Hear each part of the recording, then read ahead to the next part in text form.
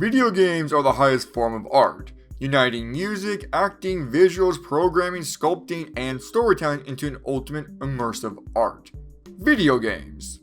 So, it baffles me when some people want to turn a video game into a movie, degrading it into a lower form. Why? Video games allow you to dive deeper into the world, characters, and story. That type of depth doesn't translate well to films. The films would be bloated. If it's not dumping an avalanche of exposition on you just to scratch the surface, then it's not trying. Looking back at the history of video games, most of them were directed by a mentally damaged sloth that is a complete hack. If it's not that insidious brain-dead sloth, then it's another one that lacks motor skills. So why are fans obsessed with video games being molded into a film?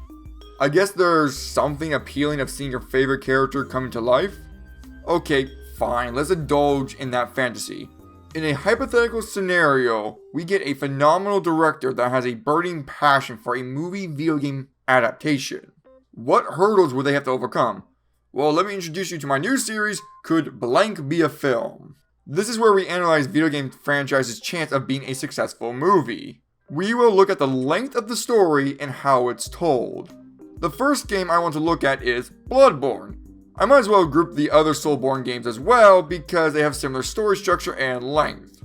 I will primarily be focusing on Bloodborne because it's my favorite. Bloodborne was released back in 2015, being the only game at the time living up to expectations and surpassing those expectations. Games before it felt like a bouncy castle that deflated after one bounce. Bloodborne, on the other hand, is a grand castle that seemed like it was endless.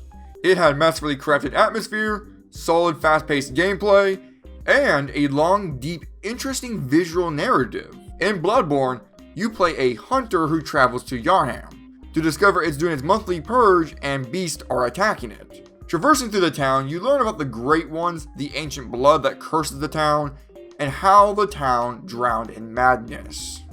That's where we come across our first hurdle. The length of Bloodborne's narrative could take a team of 5 archaeologists to dig through.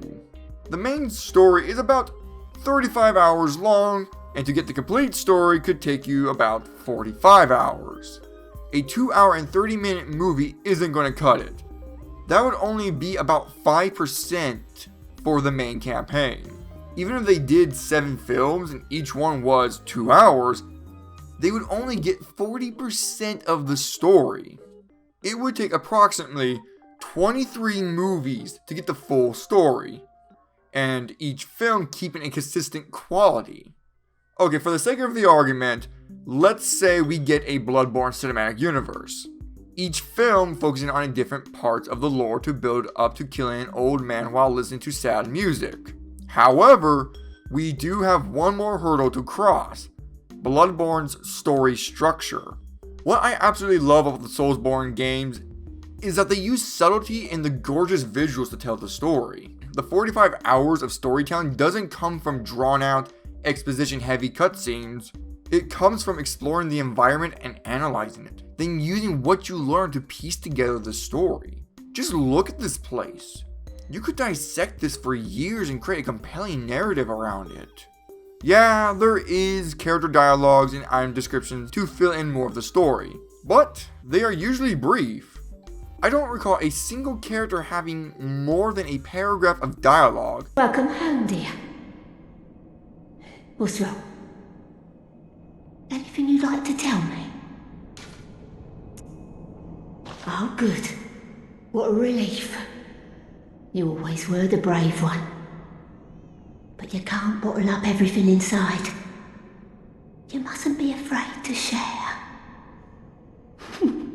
Item description's length can fit on a sticky note.